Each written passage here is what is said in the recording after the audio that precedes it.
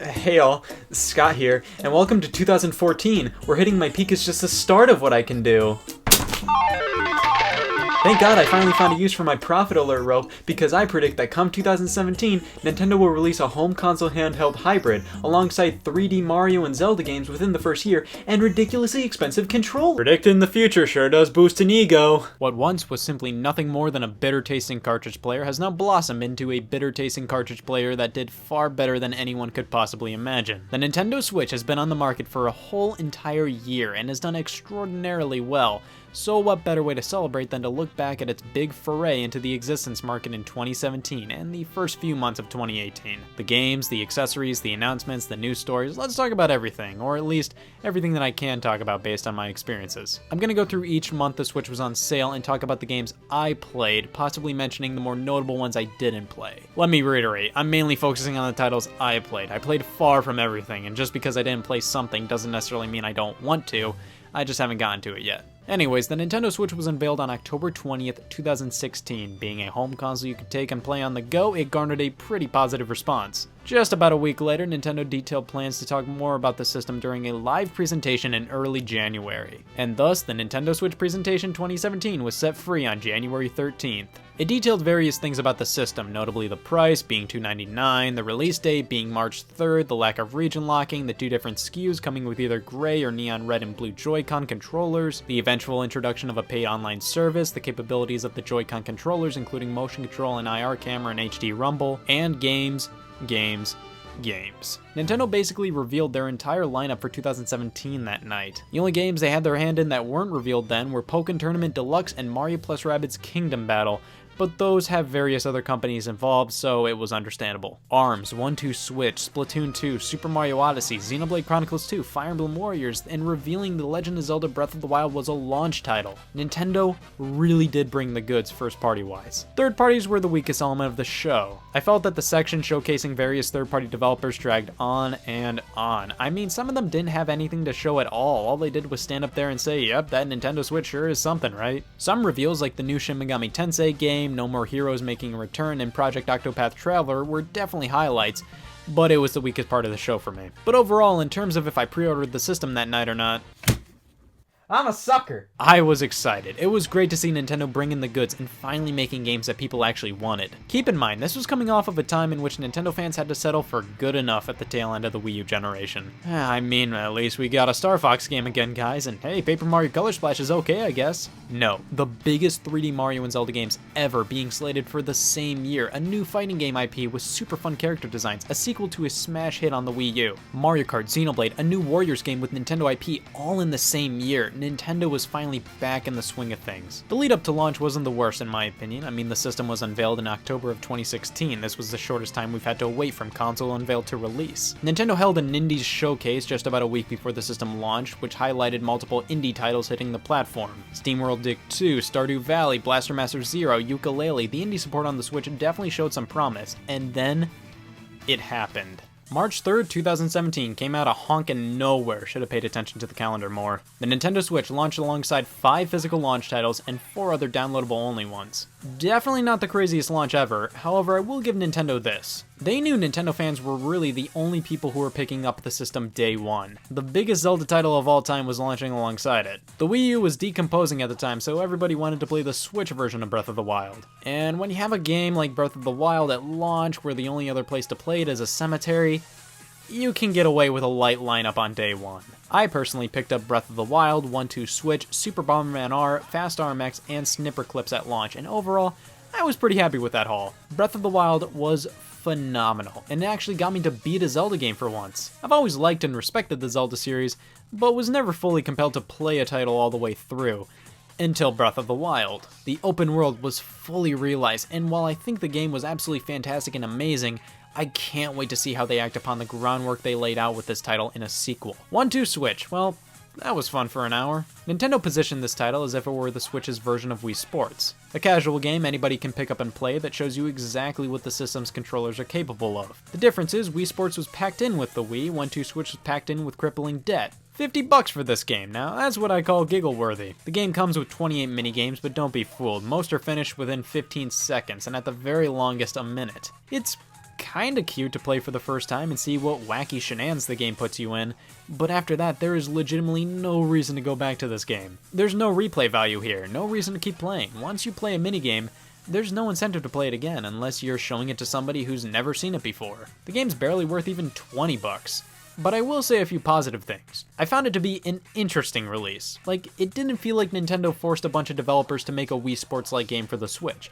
It felt like the developers had the idea first, a party game that focuses more so on the interaction between the players rather than the screen. And the game also made some cool use of the Joy-Con's tech. Other than that, the game blew. Super Bomberman R was the big third-party launch title, the first new Bomberman game in years. Nintendo did have a big hand in getting this game out the door. They basically asked Konami for something like this. And it is definitely Bomberman, and that's about it. I felt the production values were a little too low, like animations looked super cheap. It also released at $50, which was a bit too high, honestly. However, Konami has been supporting the game with consistent free updates, so now I'd say it's worth it if you're in the mood for some Bomberman. Fast RMX, oh baby. See, I was actually interested in this when it was a Wii U game, Fast Racing Neo. I just never picked it up. However, I did pick up its sequel, enhanced port, remake, whatever. I'm still completely confused as to what this thing even is. Doesn't matter, because this is a really great fast-paced racing game, and it definitely filled the F-Zero shaped void in everybody's life. And can't forget Snipper Clips, an amazing title co-produced by Nintendo and indie studio SFB Games, where you and a partner control Snip and Clip and must cut each other to solve puzzles. I adore this title. It's such a blast and a great co-op game. My main problem with it though is the single player campaign. It's basically the exact same thing as the two-player co-op,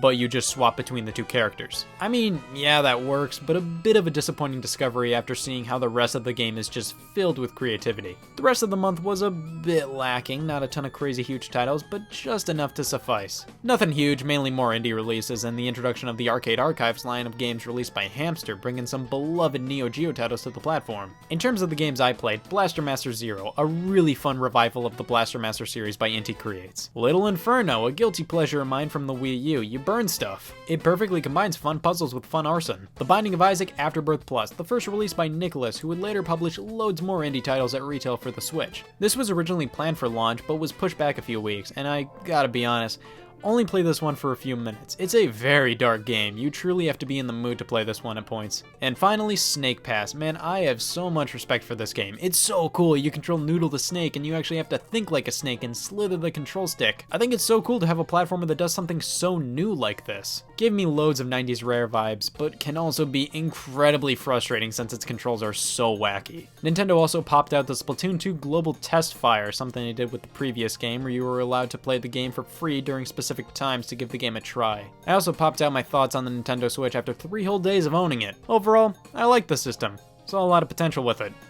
And that's about it. A month after launch, we got less games, but man, a lot of stellar releases. Lego City Undercover, Jackbox Party Pack 3, Mr. Shifty, Wonder Boy, Mario Kart, Kamiko, and Hamster is back with the Arcade Archives. That's nice. Surely they must be running out of titles by this point. Lego City Undercover, a port of the Wii U exclusive from 2013. I did recently pick it up at a price of $15, but I didn't pick this one up originally because it was $60 at launch. The original launched for $50 in 2013, so I consistently said no to this re-release while backing away. Good game, but I already had it for Wii U and wasn't dying to play it again at that price. I adore Puyo Puyo Tetris. It actually did the impossible and taught me what the hell a Puyo Puyo is. I love the way it combined with Tetris, and it included a freaky story mode. Now that's cool. Also, online play and loads of other ways to play the game with different modes. Definitely give Puyo Puyo Tetris a spin. Wonder Boy The Dragon's Trap is an expertly crafted remake of the Master System classic Wonder Boy 3. It doesn't do too much to modernize it outside of the beautiful graphical facelift though. It still definitely feels like an 80s platformer. I found it really awesome that you could switch between the new art style and the old graphics with the press of the button. That is slick. Mario Kart 8 Deluxe, man. This one ended up kind of disappointing me. Not so much in terms of quality. It's Mario Kart 8, it's fantastic. I was just expecting to play this one a bit more. It's Mario Kart 8 with all the DLC and a new refined battle mode with a few extras like land play, new characters, and a few gameplay tweaks here and there. I mean, the title basically spells it out. It's Mario Kart 8 Deluxe. It's just for some reason I got really excited about it, as if it were a new Mario Kart, and when I got a hold of it, it completely set in that it was just Mario Kart 8 again. The same game I played for 50 plus hours on the Wii U. I think just a few new racetracks would have gone a long way. Great game, didn't play it as much as I was expecting or wanted to. I love the idea of Mario Kart 8 Deluxe though. It's nice knowing that I can play Mario Kart on my Switch whenever I want so early on in its life. They also released Joy-Con wheels to go alongside the game, but I didn't pick them up because I'm just not into that kind of lifestyle. Nintendo held a Nintendo Direct on April 12th, detailing updates on Nintendo 3DS and Nintendo Switch games with an emphasis on ARMS and Splatoon 2. It was actually the first Direct to showcase a new format, going for a more rapid-fire headline approach. I actually quite like the style. Nintendo announced neon yellow Joy-Con to correlate with ARMS and a AA battery pack for Joy-Con to correlate with obscurity. To be honest, the Switch announcements were pretty weak in this Direct. The highlights were limited to NAMCO Museum, Payday 2, and a crowd pleaser of the year, Monopoly. The rest of the games were titles we've already known about, or even at that, games that were quite old, like Rayman Legends, Minecraft, and Street Fighter 2. Yikes! May was one of the more vacant months, a handful of big names, but I personally didn't pick anything up. Minecraft made it to the Switch, that's always nice. You see, it was good having this so early on in the system's life. The Wii U was being cremated by the time it got Minecraft. NBA Playgrounds was a bit of a lackluster title from what I could tell, like people were expecting a new NBA Jam and they got a new mediocre title instead, unfortunate. At least Hamster came to the rescue with more arcade archives, thank God. The biggest release of the month, debatably, was Ultra Street Fighter 2: The Final Challengers. It was Street Fighter 2!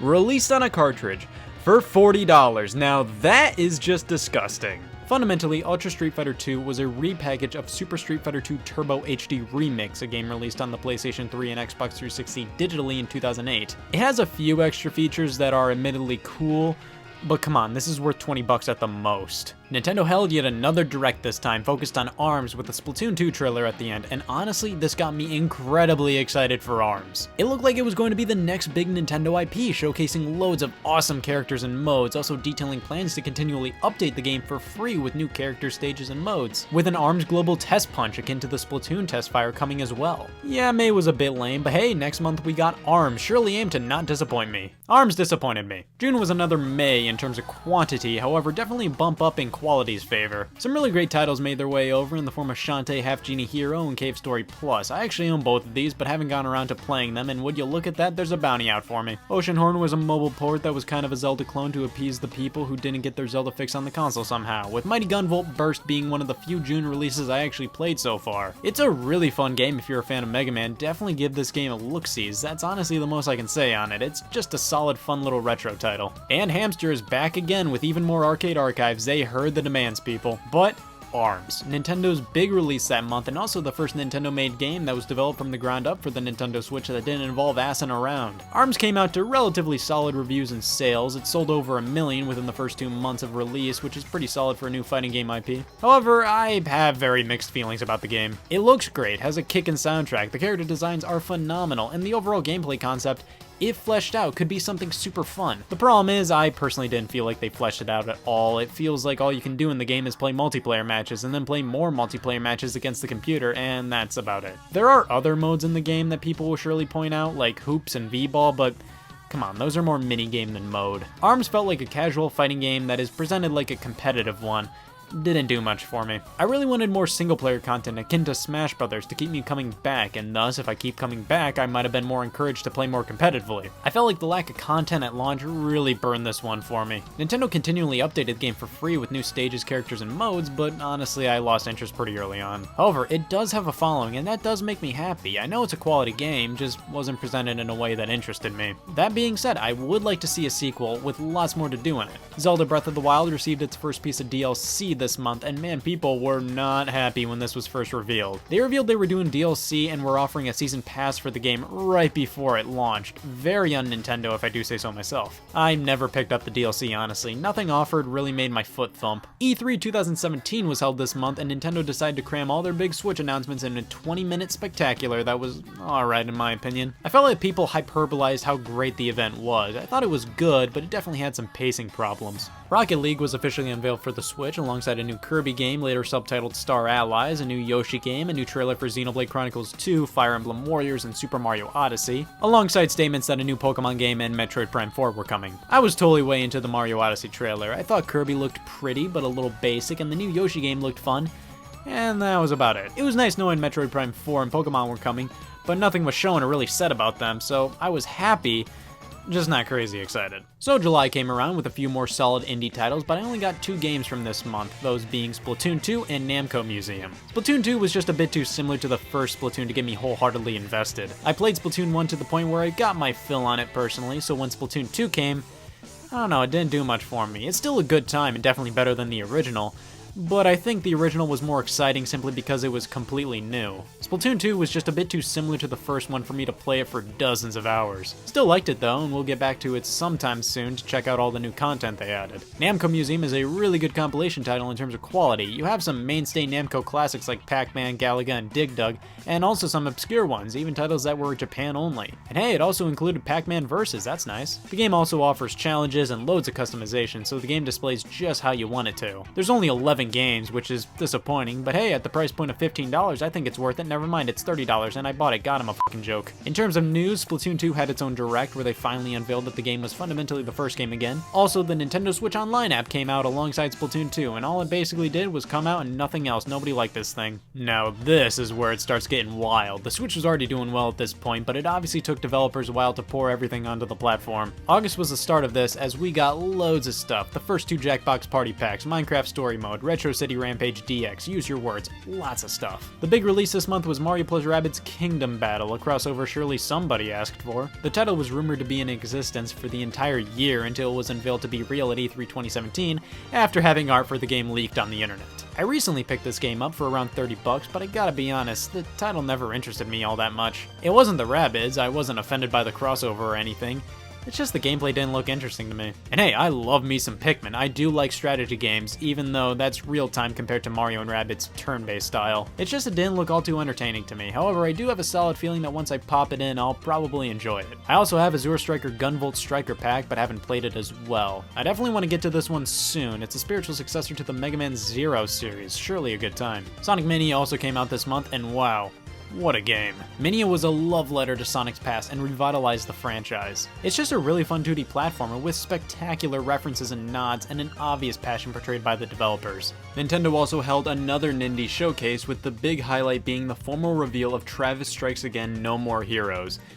A bit weird considering this an indie title, but I'll take it. And it was on September 28th the Switch was finally justified with the release of Picross S. Other than that little gem, September was a pretty poppin' month for the Switch, with loads of big names coming to the platform, not just indies. NBA 2K18, LEGO Worlds, LEGO Ninjago, FIFA 18, Rayman Legends, Dragon Ball Xenoverse 2, and of course including indie titles like SteamWorld Dig 2, Thimbleweed Park, so on and so on, a big month on the Switch. Pokken Tournament Deluxe came out to a very mild woo. I wasn't interested in this one. I already tried out the game on Wii U and basically came to the conclusion that it wasn't my thing. The only time I care about Pokemon in a fighting game is when it starts with S and ends with Uber Smash Brothers. And of course our friendly neighborhood Hamster is back at it again with those classic arcade archives. We surely don't have enough of these things. Surely. Nintendo actually partnered with Hamster to bring out classic Nintendo arcade titles, most of which have never been re-released. And I gotta say, this is great. Who doesn't love spending $8 for these games? Jesus Christ, never mind. The only games I picked up this month were Picross S, Arcade Archives, Mario Brothers, Rayman Legends, and SteamWorld Dig 2.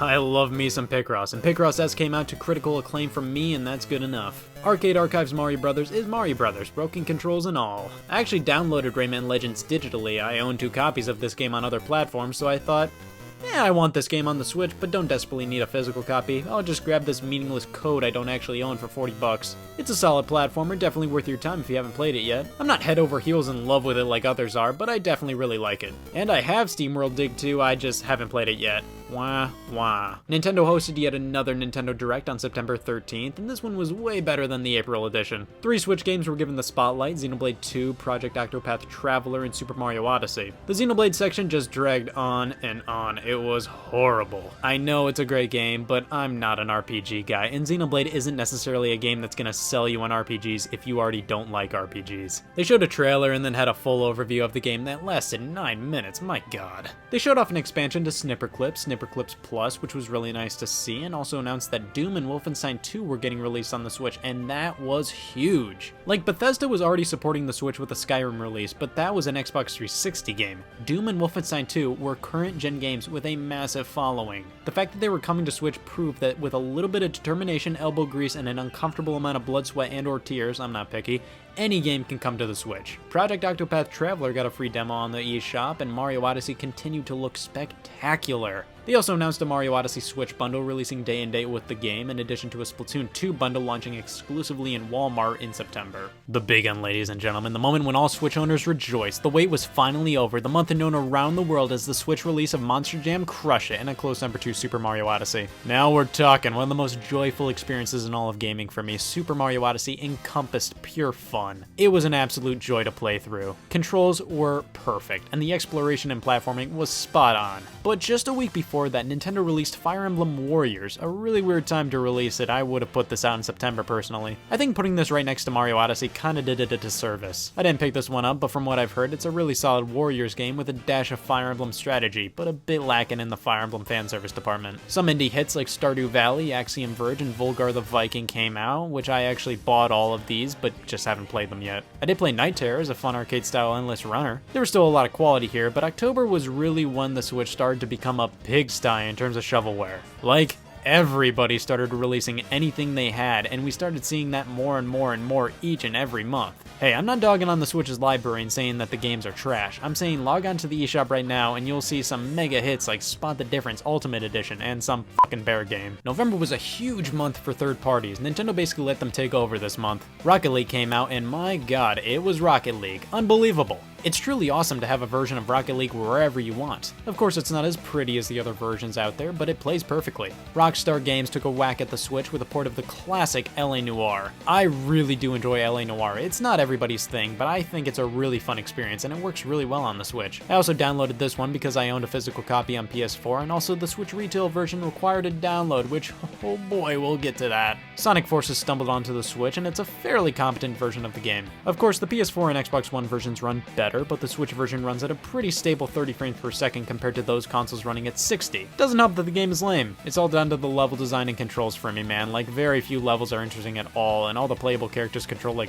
garbage. Skyrim and Doom came out within a week of each other, and I still need to pick these guys up, but they cost $60, man. That's a lot for a pair of older titles. I did pick up V, and man, it's such a fun little indie game. I definitely recommend it. Worms WMD, Kid Trip, Resident Evil Revelations 1 and 2, Batman the Telltale series, Super Beat Sports, fucking Uno, a great month for the Switch. There was a direct focused on Xenoblade 2, which I never watched, I'm sorry guys, but like I said, I'm not an RPG guy, and Xenoblade 2 is more of an RPG fan's RPG. Nintendo also released this Explorers edition of Breath of the Wild just in time for Black Friday, what a deal. Xenoblade Chronicles 2, I didn't play Xenoblade Chronicles 2. WWE 2K18, a broken multiplayer on the Switch, that's always nice to see. A bunch of shovelware, like, a bunch of shovelware. December was a bit of an month for me personally on the platform. I did pick up Mutant Munch Collection, which these are really fun games to have on the Switch. And there were some pretty solid titles in there like Brawl Out, The End Is Nigh, and I haven't played Yooka-Laylee yet, but it came to the Switch a bit too late for me to really want to play it. Maybe if it gets a discount, I'll pick it up. Arcade Archives vs. Super Mario Bros. Hit the eShop, which allowed you to play a wackier, harder version of Super Mario Bros. From the arcades on your Switch for $8 US. Why did I buy this? SteamWorld Heist, Floor Kids, Tesla Grad, some good stuff, but it was kind of getting muted out by an overwhelming amount of garbage in my opinion. I think Nintendo needs to start doing more curation on the eShop. Also, Nintendo announced ports for Bayonetta 1 and 2 at the Game Awards alongside Bayonetta 3 coming exclusively to the Switch, while also giving a trailer and immediate release for the final piece of Breath of the Wild DLC. With the start of a new year came more lame developers flocking to the Switch with really lame mobile game ports, but hey, I picked up Super Meat Boy and Celeste, and both are really great games, so I can't complain too much, right? Super Meat Boy is really great to have on the platform, and Celeste is a fantastic 2D platformer with some really great art styles and story. I will say this, the Switch eShop has become a treasure trove of so bad it's good games, but come on Nintendo. You said at launch you wanted more quality on the platform rather than quantity, yet now they're letting anything with the title screen on here. After constant teasing, Nintendo released a Nintendo Direct Mini on January 11th, and it was... they had way too many re-releases, and I'll talk about that in a bit, but I kinda wanted a bit of a better balance of new and old games, and we got way too many old games. I like old games on the Switch, but not when there's way more old than new. World Ends With You, Hyrule Warriors, Donkey Kong Country Tropical Freeze, Dark Souls, basically the only new thing we got was Mario Tennis Aces. Cool, but man, that's a lot of recycled content. At least a week later, Nintendo revealed Nintendo Labo, such a cool use of the Switch hardware, turning it into a platform for DIY construction kits where you build contraptions animations out of cardboard. It's so neat. The final month we're looking at here, Nintendo decided to release 3 ports of games, Bayonetta 1, Bayonetta 2, and Dragon Quest Builders. I already have Bayonetta 1 and 2 on Wii U, so I might pick them up on Switch at a discount, and I'm actually interested in Dragon Quest Builders. It actually looks like quite a bit of fun, I gotta admit. But all these pale in comparison to February's true gem, Pac-Man Championship Edition 2+. I adore this game. I loved it on PS4 and got really good at one of the mazes. Now having it portably, it's a blast. The frame rate dips a bit sometimes, which is unfortunate, but it's still completely playable. It's just a really satisfying, addicting game. Give it a shot if you haven't. And that's it for February's pickups for me. I still want to give Faye, Owlboy, Zeo Drifter, and Typo Man a try though.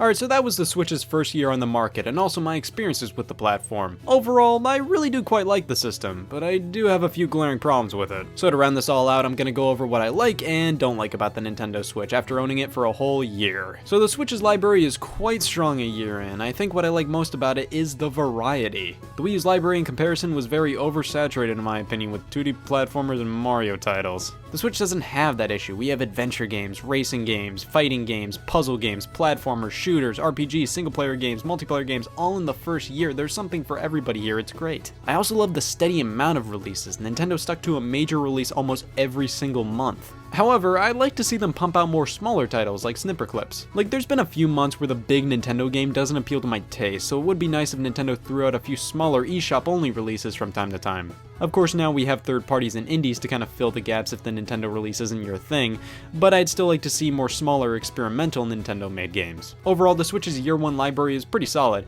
Like, I've had loads of fun with the titles I've played, and there's always something new I can play. That being said, I think Nintendo and other companies need to pump the brakes on the re-releases. Not stop overall, but throw out more new games. Instead of brand new titles, most companies are just re-releasing older titles, and there's nothing wrong with re-releasing older titles. The Switch truly is a special case. Being able to play these older titles on the go is crazy convenient and great.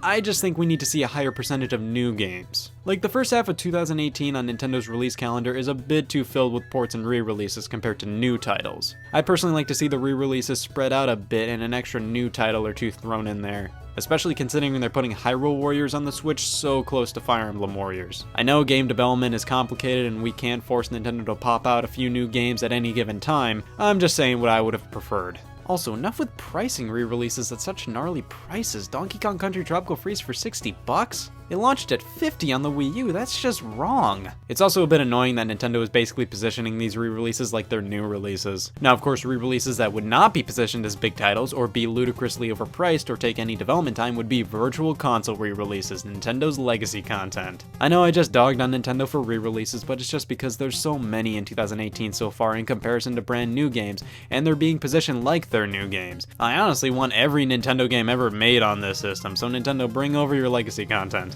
I think the virtual console branding is dead. Like, it made sense back when it was introduced on the Wii because Nintendo wanted to make it seem as if the Wii was backwards compatible with every single system. I think it would make more sense to just brand them as Nintendo Classics or something. Now, my biggest pet peeve with the Switch revolved around a few select third-party releases. They decided to smack this ungodly thing on the forehead of their boxes and require downloads and sometimes more space via a micro SD card for the full experience. For example, NBA 2K18, LA Noire, and WWE 2K18 needed to connect to the internet and download the rest of the game since it couldn't fit on one cartridge. Capcom required it with the Resident Evil Revelations collection and the Mega Man Legacy Collection 1+2, where you get a download code for the second games in both collections. Now, NBA, LA Noire, and WWE, it's annoying but understandable. Those are big games and they don't want to lose money and order larger capacity cartridges to put the game on. Annoying, but I mean, it's better than not getting the games at all.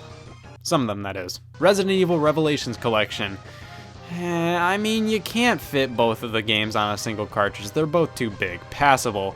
But I would have liked the option to buy separate copies of each game for $20 a pop instead of this. Mega Man Legacy Collection 1+2. This game has no excuse. They just got lazy and greedy. You could have totally fit both games on one cartridge. These games are so small, but instead of doing that, download code for Legacy Collection 2. This just defeats the purpose of a physical game to me. Not only is it less valuable to sell after you're done playing it, not only is half the game not on the cartridge so you don't physically own the whole thing, but you still have to download games, and in these cases you have to download the larger one of the bunch. It takes up almost the same capacity as buying the digital versions. It's just annoying, man. But Nicholas comes to the rescue with their excellent packaging on the physical releases. They publish retail copies of indie games, and they almost always come with extra goodies. It's always a treat. I love the boxes on Switch games too. They're so different from other consoles, probably most comparable to the PSP boxes, but still their own thing. Hardware-wise, the Switch has definitely held up a year later. It still looks like a modern piece of tech, not some blocky video game toy for kids. I will say though, the Switch is absolutely begging for a second model, hopefully within the next 2 years or so. There are just some definitive problems with the hardware design that need to be tweaked. The dock is super cheap feeling and has supposedly scratched the screen and warped consoles, and the material on the Switch doesn't play well with some decals. I think the Joy-Con work fine, but I really would prefer a more ergonomic feel, like there's nothing to grip onto here. I also hate using the Joy-Con directional pad for actual movement on these controllers. I definitely prefer the Pro Controller. The HD rumble in the controllers is pretty cool when it's used properly. Many titles have the rumble make more noise than actually rumble, but games like Super Mario Odyssey actually utilize it in pretty cool ways. It's not a game changer, but I definitely say it's pretty neat. I like the hardware, but my eyes are all on the user interface. This thing is a godsend. I really love how fast it is. It truly makes things a breeze and actually encourages buying games digitally with how quick it is. The capture button is like the snappiest thing ever, and just hopping from game to game makes the Switch one of the most user-friendly consoles out there. However, it definitely isn't the most stable. I've run into a few instances where I have to force reset the Switch, and I've never had to do that with any other Nintendo console. While the interface is great and some personality squeaks through in the form of some cute sound effects that play,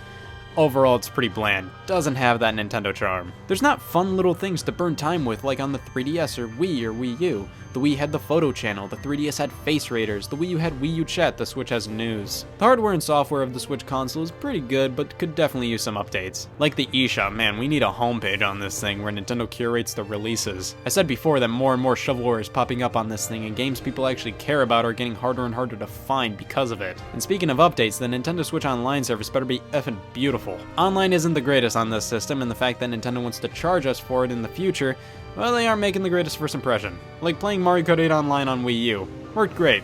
8 Deluxe on Switch.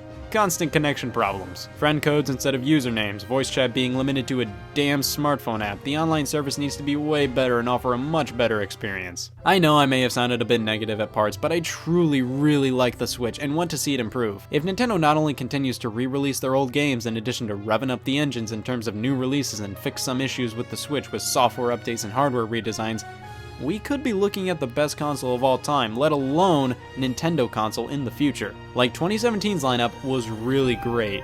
I want to see that momentum continued throughout the Nintendo Switch's life. And just like that, Scott caused a blood clot epidemic for 30 minutes worth of Nintendo Switch retrospective and review. But we can't forget that I totally predicted the Nintendo Switch, so step back, because I'm going to predict the Nintendo Switch's software lineup for 2019.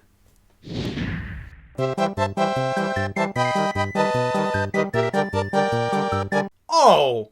Fuck yeah!